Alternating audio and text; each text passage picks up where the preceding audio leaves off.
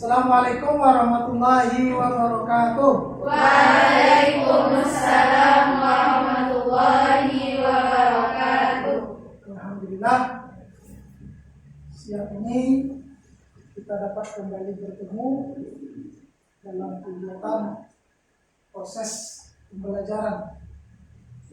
Baik, sebelum kita memulai kegiatan kita, mari sama-sama kita merendahkan hati kita, membuka pintu hati kita untuk memohon, berdoa kepada Allah.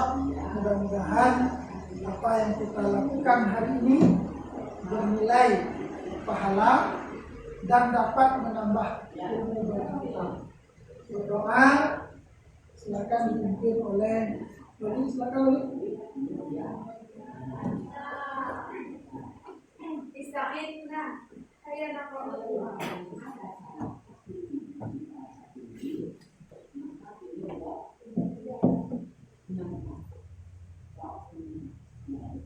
Terima kasih banyak. Baik, sebelum kita lanjutkan, kita ambil absen dulu.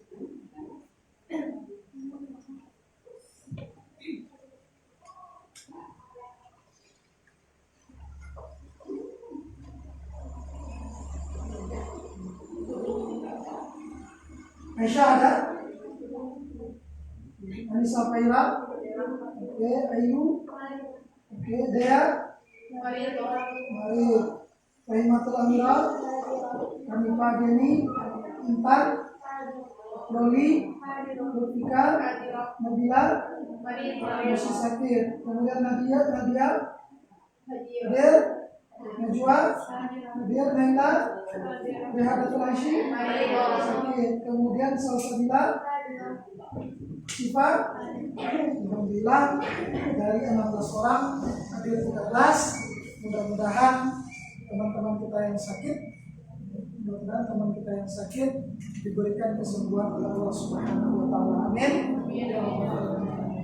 Baik, sebelum kita lanjutkan, silakan diluruskan bicara dulu. Sampaikan bicara dulu.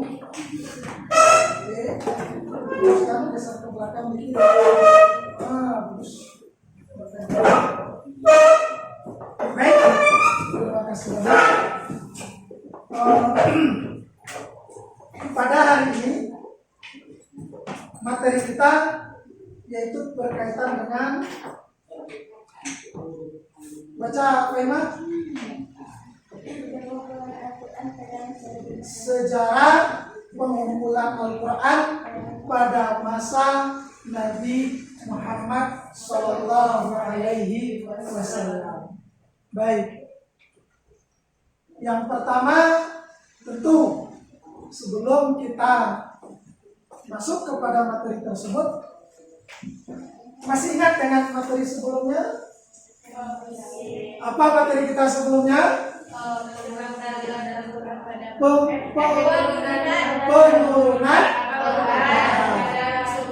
Yang pertama apa materinya kemarin, Salsabila? Tentang apa kemarin kita bahas tadi? Dalil turunnya Al-Quran. Yang kedua apa sih Pak? Fase turunnya Al-Quran. Yang ketiga apa? Yang ketiga adalah hikmah turunnya Al-Quran secara bertahap. Hikmah turunnya Al-Quran secara bertahap. Ini yang kita pelajari kemarin pada minggu yang lalu. Artinya kita mengenal dari mana Al-Quran itu turun. Bagaimana proses turun. Lalu apa hikmah turunnya Al-Quran itu secara berangsur-angsur. Untuk saat ini, ya, sebagaimana yang kita sudah buka di awal tadi, yaitu tentang sejarah pengumpulan pada masa Nabi Muhammad Sallallahu Alaihi Wasallam. Kira-kira kalau kita ibaratkan sebuah barang datang ke rumah, Caca, orang ngantar perabot ke rumah. Perabot yang diantar itu adalah ada almari, ada kasur tempat tidur. Lalu yang jadi pertanyaan sekarang, bagaimana meletakkan barang tersebut sama dengan ini? Al-Quran itu sudah datang, sudah turun. Lalu bagaimana proses pengumpulannya? Masih ingat kemarin dengan ini? Masih? Berapa lamanya? 23 tahun. Kira-kira terbayang enggak bagaimana sulitnya mengumpulkan? Ya, bagaimana enggak sulitnya mengumpulkan sehingga dia bisa terkumpul satu? Inilah yang akan kita urai pada pertemuan saat ini, yaitu bagaimana proses yang dilakukan oleh Rasul setelah Al-Quran itu turun selama 23 tahun. Kira-kira dari yang kita uraikan tadi, kira-kira apa yang jadi pertanyaan? Yang rasanya kamu belum terbayang tentang bagaimana yang dialami oleh Rasul dan para sahabat. Ada yang mau bertanya? Ada? Bagaimana proses mengumpulkannya? Cara mengumpulkannya itu bagaimana? Tempatnya bagaimana? Sudah banyak pertanyaan. Bagaimana proses dari Rasul dengan sahabat? Di mana tempatnya dikumpulkan? Kemudian bagaimana proses pengumpulan? Pertanyaan-pertanyaan itulah nanti yang harus kita jawab. Jelas? Jelas. Baik. Sekarang kita lihat dulu. Apa yang akan kita tuju? Yang pertama adalah dengan kita belajar hari ini, kita akan menganalisis bagaimana proses pengumpulan Al-Quran itu secara dalam bentuk hafalan. Artinya apa? Al-Quran itu dikumpulkan dalam bentuk hafalan. Berarti berkaitan dengan para sahabat. Yang kedua, bagaimana pengumpulan Al-Quran dalam bentuk penulisan. Berarti sambil dihafal, sambil ditulis. Itulah yang akan kita cari. Selanjutnya, bagaimana pengumpulan itu dapat kita sajikan nanti, dapat kamu uraikan, dapat kamu jelaskan. Terakhir, bagaimana pengumpulan Al-Quran dalam bentuk yang diceritakan. Kalau menyajikan artinya kamu menceritakan. Kalau tadi hanya menganalisa. Kalau kan beda itu. Kalau menganalisa membaca saja. Kalau sudah menyajikan, artinya kamu bisa menceritakan. Bisa kamu menceritakan. Bisa dipahami kira-kira? Bisa dipahami kira-kira? Bisa. Masih semangat? Semangat. Masih semangat. Baik. Untuk yang pertama, ini peta konsep. Oke? Pembukuan Al-Quran pada masa Nabi Muhammad dibagi dengan dua kategori. Yang pertama, hifz. Yang kedua, kitab, menulis. Oke? Yang pertama menghafal, yang kedua menulis. Baik, ini peta konsep sederhana yang perlu kita analisa. Baik, dari dua peta konsep tersebut kita mulai melihat kata yang akan kita sampaikan. Oke? Dari sini nanti yang pertama adalah Jam'ul Quran. Yang kedua adalah Kitabatul Quran. Yang ketiga adalah Tadwinul Quran. Bagaimana mengumpulkan Al-Quran, bagaimana menulis Al-Quran, dan bagaimana membukukan Al-Quran. Cukup jelas ya. Setelah turun dia apa langkah-langkahnya, apa teks-teksnya, apa langkah-langkah yang akan dilakukan. Sehingga dalam masa tadwin ini akan dibagi tiga. Zaman Nabi Muhammad, zaman Abu Bakar, dan zaman Umar bin Khattab. Utsman bin Affan. Siapa yang bilang Umar bin Khattab? Zaman Utsman bin Affan. Ini kita bagi dua. Kita hanya sampai di zaman Rasul Shallallahu Alaihi Wasallam. Nah, terbayang ya? Karena Pak yang materinya bagaimana proses yang terjadi di zaman Nabi Muhammad Shallallahu Alaihi Wasallam. Bisa kita lanjutkan? Masih nangkap? Masih semangat? Masih. Terima kasih. Kita lanjutkan. Apa yang akan keluar? Oh, ternyata kamu disuruh dulu untuk nonton. Biasanya kita senang nonton. Kita senang nonton. Baik, mari sama-sama kita saksikan. Berbicara tentang atau istilahnya jam berkurang, ada juga yang menggunakan jam ada juga atau sejarah para ulama itu sepakat bahwa proses pemeliharaan Al-Quran itu terjadi dengan dua hal. Yang pertama adalah atau menghafal, dan yang kedua itu adalah tidak menuliskan. Jadi pemeliharaan Al-Quran pada masa Rasulullah dan pada masa setelah Rasulullah masuk ini dilakukan lewat yang pertama adalah menghafalkannya dan menuliskan. Penulisan Al-Quran terutama dilakukan secara ketat itu pada masa-masa proses itu pada masa Rasulullah SAW. Nah, karena jam Al-Quran dengan cara al-hifz dengan sesuai dengan surat Al-Qaidah yang Al-Qiyamah dan Al-Hijr Al-Qiyamah surat 75 ayat 13.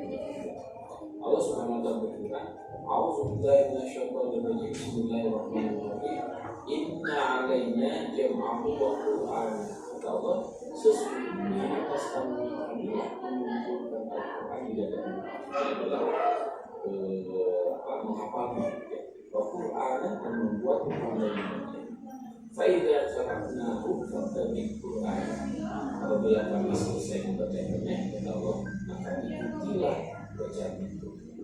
Ini yang pertama. Yang kedua, seperti yang di surat Al-Hijr ayat 9, saya surat Al-Hijr ayat 9. A'udzubillahi minasyaitonir rajim. Inna nahnu nazzalna dzikra wa inna lahu lahafizun. Kata Allah, sesungguhnya kamilah yang telah menurunkan Al-Quran dan sesungguhnya kami benar-benar akan memeliharanya. Nah, memelihara di sini seperti yang tadi dijelaskan, itu konteksnya adalah al-hifz. Lalu selanjutnya berbicara tentang periodisasi komunikasi atau pemeliharaan Al-Quran yang dari sebelah di materi ini akan dibahas. Yang pertama adalah pada masa Rasulullah SAW. Lalu yang kedua, bagaimana proses pemeliharaan Al-Quran pada masa Al-Bakar pada masa harus pemeliharaan Rasulullah. Jadi yang kedua, bagaimana pemilihan Al-Quran pada masa Rasulullah pada waktu, dan yang keempat, bagaimana pemeliharaan atau komunikasi Al-Quran, sejarah komunikasi Al-Quran yang terjadi pada masa pasca atau Rasulullah. Nah, seperti yang saya jelaskan di video ini, kita akan membahas tentang bagaimana Al-Quran atau komunikasi Al-Quran pada masa Rasulullah SAW. Berbicara tentang periode pengumpulan dan penempatan pada masa Rasulullah SAW, itu tentu kita harus memahami bahwa pada masa Rasulullah SAW itu adalah masa proses pengumpulan. Beberapa proses pengumpulan itu dilakukan terjadi selama 22 tahun, 22 atau kurang lebih 23 tahun masa kemudian. Pada masa itu proses pemeliharaan Al-Quran itu terjadi dalam dua metode. Cara Rasul untuk menjaga keahlian dalam kepastian Al-Quran sampai Al-Quran Yang pertama adalah dengan menghafalkan. Yang kedua dengan menuliskan. Yang lakukan kita harus punya waktu untuk untuk menjadi itu empat hal yang membuat para sahabat motivasi pertama karena aku sudah kemudian yang kedua adalah salah satu ibadah yang pertama adalah menghafalkan, yang ketiga prioritas menjadi ukuran karena itu dan Rasul-Rasul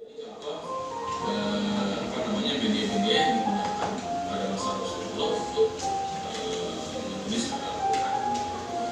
Ada yang dari ulang, ada yang dari ini contoh. Anda bayangkan ya, dan pada saat itu tulisan Al-Quran belum itu yang titik yang membedakan antara satu huruf dengan huruf yang lain, dan belum juga diberi sangkal atau diberi baris. Nah, satu huruf tidak ada huruf. Mulai itu ketika banyak orang-orang Arab yang masuk Islam dan banyak yang salah dalam bacaan itu proses yang dilakukan oleh Rasul dan bagaimana pula langkah-langkah yang dilakukan oleh para sahabat, sampai-sampai tadi ada digambarkan media yang mereka gunakan. Terbayangkan kalau kita menggunakan kertas sebagus-bagus ini enak, gampang. Mereka menggunakan media yang aneh, yang sulit untuk dilakukan, sehingga secara global dari video tadi itu ini kira-kira yang dapat kita bayangkan. Pertama, pengumpulan tidak ada. Yang kedua, pengumpulan dalam bentuk tulisan. Tidak ada di mana? Tidak ada siapa? Ini orang. Ini orang. Ditulisan di mana? Di tempat. Oke, di tempat. Itulah yang dilakukan oleh para sahabat selama berapa? Lebih kurang 23 tahun lebih mengkoordinir penghafalan dan mengkoordinir penulisan. Ada tulang, ada pelepah kurma, ada kulit, ada batu dan sebagainya. Mereka menuliskan Al-Quran. Gitulah yang terjadi di zaman Rasul Shallallahu Alaihi Wasallam. Sudah terbayang? Sudah terbayang ya? Dan nampak kira-kira sudah bisa dianalisa? Sudah bisa kira-kira dituliskan? Sudah bisa. Baik, untuk kesempatan selanjutnya silakan saja yang di situ menghadap kelompok saja. Silakan menghadap kelompok. Nanti menghadap ke situ aja. Ya, enggak apa-apa. Silakan menjual ke belakang. Menjual menghadap ke belakang. Silakan untuk dituliskan nanti untuk disampaikan. Silakan dituliskan, saya kasih masing-masing. Kalau dibagikan,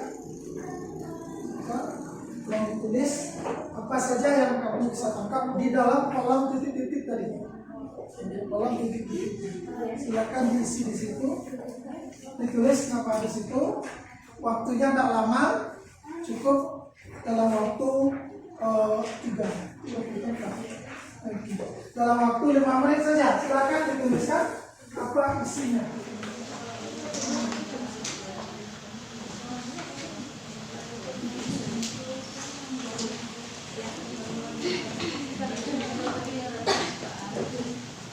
Silakan.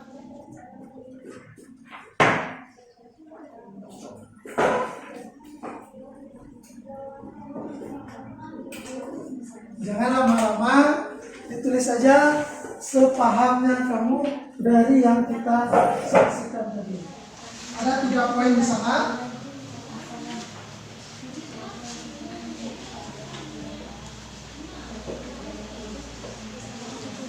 Silakan dituliskan apa materi yang tadi kita tangkap.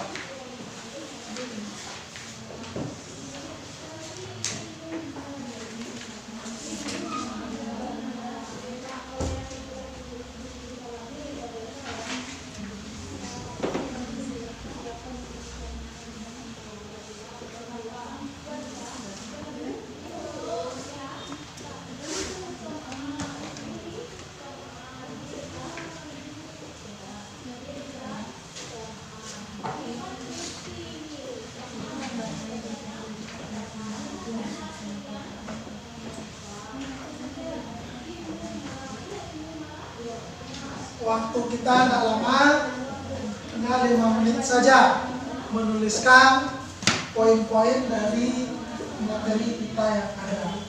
Kalau ada nanti kamu yang tidak mengerti, persiapkan pertanyaannya yang akan dijawab oleh teman-teman nanti. Selesai ya? Selesai ya KPD-nya? Lembar kerja peserta didik. Oke, selesai? Udah ya? Udah ya? Semuanya sudah selesai? Oke. Nila udah? Oke.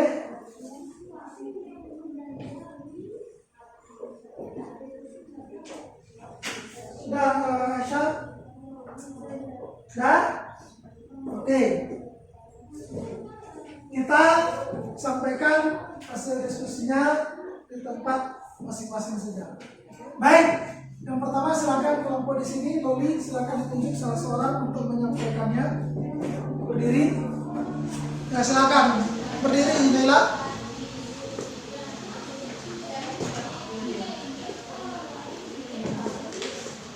Pembukuan dengan hit, sahabat menghafal ayat Al-Quran yang disampaikan oleh Rasulullah. Oke. Barangku pembukuan dengan kitabah, Al-Quran ditulis di berbagai media seperti kulit dan tulang hewan. Ada pertanyaan di sini yang lain? Ada yang mau nanya? Ada yang mau nanya? Nah, silakan coba ditanya. Silakan. Jika wahyu turun kepada Rasulullah, apakah wahyu langsung disampaikan kepada sahabat atau wahyu tidak? Nah, bagaimana? Apakah ketika wahyu itu turun langsung disampaikan kepada para sahabat atau dikasih jeda dulu? Allah memerintah Nabi menyampaikannya kepada sahabat. Secara langsung. Berarti langsung ya? Oke, ada tambahan? Atau ada sanggahan? Cukup. Silakan kelompok 1. Pengumpulan Al-Quran dalam bentuk Quran didukung dengan kuatnya daya ingat para sahabat. Oke. Banyak dari sahabat yang bertemu Oke. Terus? dan banyaknya yang menulis. Oke, terus. Makanya dipakai metode hafalan. Ada nggak yang mau tanya di sini? Bagus nih. Bahwa sahabat lebih cenderung mereka menghafal karena mereka buta huruf. Ada yang mau bertanya di situ? Hah? Nggak ada? Silakan. Nah, ayo.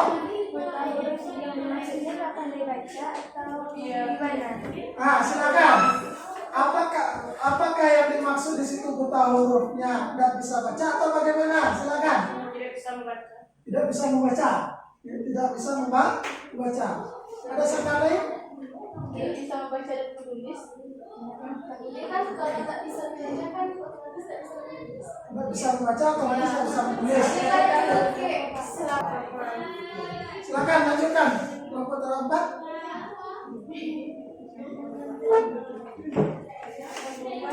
Yang disebabkan karena kuatnya hafalan, namanya buta huruf. Kemudian banyaknya orang yang tidak pandai menulis. Dan dikumpulkan berdasarkan sunda dari 7 huruf menurut Imam Bukhari. Kelompok yang kedua, silakan dijelaskan dari awal sampai akhir. Dari yang tadi kita dengar, silakan berdiri. Assalamualaikum warahmatullahi wabarakatuh. Waalaikumsalam warahmatullahi wabarakatuh. Baiklah, saya akan menjelaskan isi dari pertanyaan ini. Yang pertama, merangkum pembukuan dengan hikmah. Semua ayat Al-Quran dihafal oleh para sahabat dengan beberapa modifikasi, di antaranya yaitu Al-Quran merupakan pedoman hidup. Kedua, salah satu ibadah yang utama. Ketiga, prioritas menjadi imam. Dan yang keempat, perintah Rasulullah. Sebab pembukaan Al-Quran secara adalah Buatnya hafalan para sahabat. Sahabat ramai yang buta huruf dan ramai yang pandai tulisan. Ramai yang tidak pandai menulis. Oke. Dan yang kedua, merangkum pembukuan secara dicatat. Pada masa Rasulullah, Al-Quran ditulis oleh para sahabat dan disusun seperti sekarang. Pada saat itu, Rasulullah membentuk gangguan atau kesekretariatan. Salah satunya adalah Zaid bin Sabit yang menulis kitab itu. Metode salah satu media tulisan Zaid bin Sabit adalah di tulang pelengkap rumah, batu, dan sebagainya. Udah terbayang ya bahwa para sahabat dengan Rasul sudah melakukan hal yang luar biasa terhadap Al-Quran. Pertama, mereka mengumpulkan dengan dihafal. Yang kedua, mereka mengumpulkan Al-Quran dengan metode ditulis. Dengan tulis, dengan banyak cara, dengan banyak fasilitas, menggunakan batu, menggunakan tulang dan sebagainya. Apa untuk kita semuanya ternyata bisa untuk kita. Baik, tadi ini masing-masing kelompok. Ya, silakan nanti ditempelkan. Ini sudah diacak. Kamu cari jawabannya, kamu tempelkan di situ. Bisa dipahami kira-kira?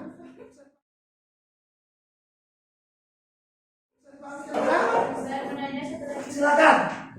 Pas saat kita latih mau sahabat yang menulis itu berarti udah mulai belajar untuk mengenal huruf.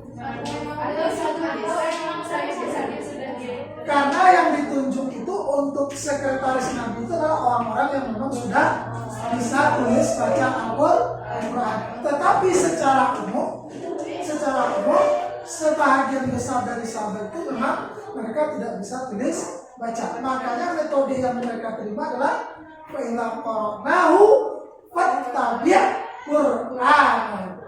Misal, saya baca Bismillahirrahmanirrahim. Semuanya. Bismillahirrahmanirrahim. Alhamdulillahirabbil alamin. Semuanya. Alhamdulillah. Itu seperti disebut dengan metode ditalkinkan. Baik.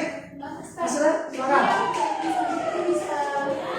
Bisa tulis, bisa apa? Bahkan yang orang-orang yang para sahabat yang ditunjuk oleh Nabi sebagai Diwanul Quran ini, mereka adalah orang-orang yang terdepan dalam masalah Al-Quran. Bisa menulis dan bisa menghafal semua dari Al-Quran tersebut. Sampai nanti perlu dicatat, mereka ini juga dilanjutkan sampai kepada masa terakhir pembukuan Al-Quran. Siapa masa terakhirnya? Masih dipimpin oleh Zaid bin Sabit. Bisa dipahami kira-kira? Oke, silakan sekarang nanti ada kita. Oke, semuanya ikut, kalau bisa dibagi. Nih, silakan dibagi. Oke, silakan disusun. Silakan sudah, jangan pakai lama-lama.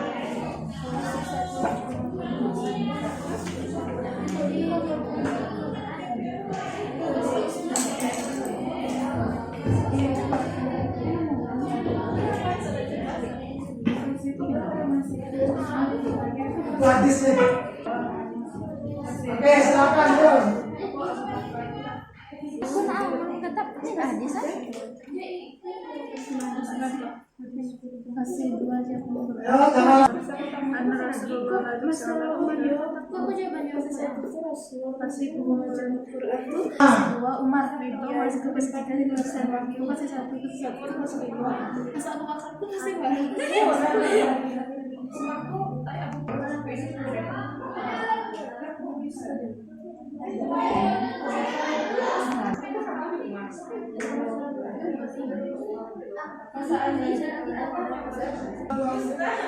Oke, dari tampil ya.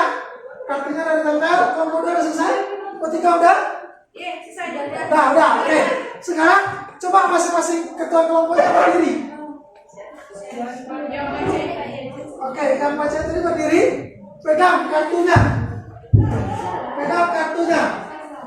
Yo, menghadapkan ke depan. Lembar pertama dulu. Lembar pertama, silakan berdiri. Udah, silakan berdiri. Oke, berdiri aja di tempatnya, berdiri aja di tempatnya. Hadapkan ke depan. Hadapkan ke depan. Nah, berdiri hadapkan ke depan satu-satu. Lembar pertama. Lembar pertama, yang lain duduk. Oke? Untuk lembar pertama, siapa yang menjawab metode jam'ul Quran? Lawannya adalah jam'ul fis sudur wa jam'ul kitabah. 1, 2. Metode jam'ul Quran ada fis sudur dan kitabah ada? Benar? Benar, berarti semuanya betul. Oke. Yang kedua. Yang kedua adalah penulisan Al-Quran adalah pengertiannya. Proses penulisan Al-Quran dari wahyu yang diterima Nabi Muhammad SAW sehingga selesai. Ada yang ketemu di situ? Benar? Benar. Kedua? Benar tak? Apa yang balik? Berarti salah. Kelompok kedua? Benar? Ketiga? Salah juga. Yang ketiga, arti pengumpulan hafazahu. Nomor satu.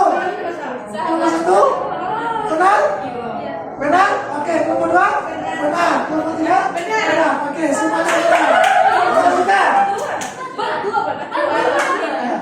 Yang keempat, kita mau ya? Oke. Kemudian tempat penulisan wahyu. Bisa apa? Coba baca. Tempat penulisan wahyu coba baca. Lawannya tempat ini betul. Betul. Kelempar Quran dan sebagainya. Sini juga betul. Selanjutnya ada hadis yang tak jelas itu. Apa tuh bunyinya? Ada yang pakai hadis? Putri? Hadis perintah Rasul untuk menulis Al-Quran. Sana betul? Betul. Selanjutnya, fase jam'ul Quran yang pertama. Semua jawab sama? Sama? Oke. Yang kedua, di sini letak permainan. Fase jam'ul Quran yang kedua. Fase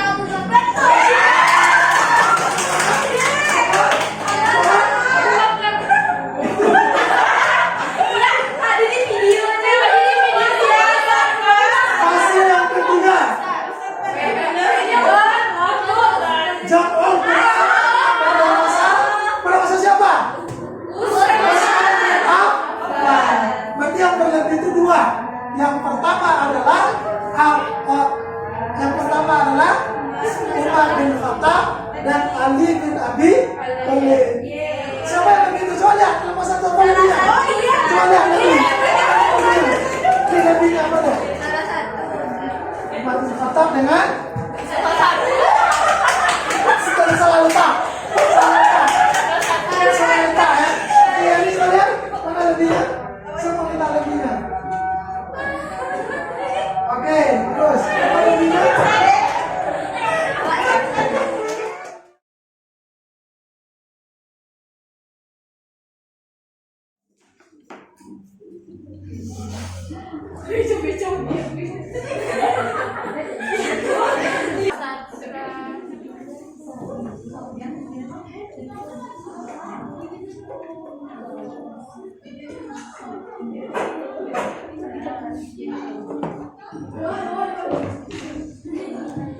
Uraikanlah proses pengumpulan Al-Quran di zaman Rasulullah SAW menggunakan metode hafalan.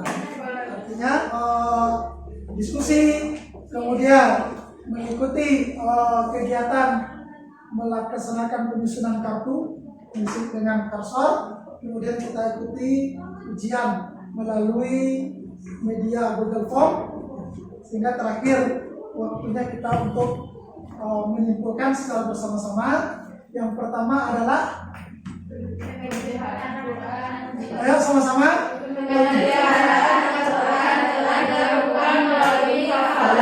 Artinya semua sahabat menghafal Quran. Yang kedua,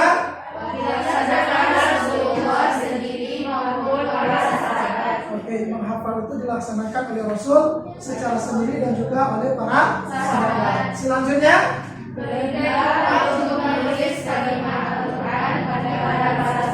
artinya Rasul memerintahkan kepada para sahabat untuk menulis Al-Quran. Selanjutnya, mereka ditujukan untuk membuat hafalan mereka. Itu kira-kira dengan metode yang ada saat sekarang ini, kira-kira mudah nggak kita untuk menyerap? Ada nggak kira-kira yang perlu kita tambahkan? Ada nggak yang perlu diusulkan lagi untuk perbaikan dalam belajar? Videonya untuk diperbaiki. Seperti yang lain? Dengan cara begini bisa dipahami tidak materinya? Berarti dengan metode ini materinya bisa dipahami, cuman diperbaiki lagi nanti video. Ada yang tertarik? Untuk selanjutnya, ingat materi kita yang akan datang, kita akan pindah kepada masa Abu Bakar. Kita akan lanjutkan kepada masa Abu Bakar, kemudian masa Utsman bin Affan. Kemudian karena terjadi dua fase, kalau seandainya sudah dilakukan oleh Abu Bakar, kenapa Umar mesti melakukan lagi? Kenapa Utsman mesti melakukan lagi? Maka perlu kita kaji di situ adalah perbedaan masa Abu Bakar dengan perbedaan masa Utsman. Karena yang akan kita bahas pertemuan kita yang akan datang. Baik, saya pikir untuk hari ini cukup dipahami materi kita. Sudah sampai apa yang kita maksud. Mudah-mudahan dapat menjadi tambahan ilmu bagi kita. Sepakat? Amin. Amin. Ya Rabbal Alamin. Baik, mari kita tutup dengan mengucapkan doa kafaratul majlis. Subhanakallahumma wa bihamdika asyhadu an la ilaha illa anta astaghfiruka wa atubu ilaik. Syukran jazilan. Assalamualaikum warahmatullahi wabarakatuh. Waalaikumsalam.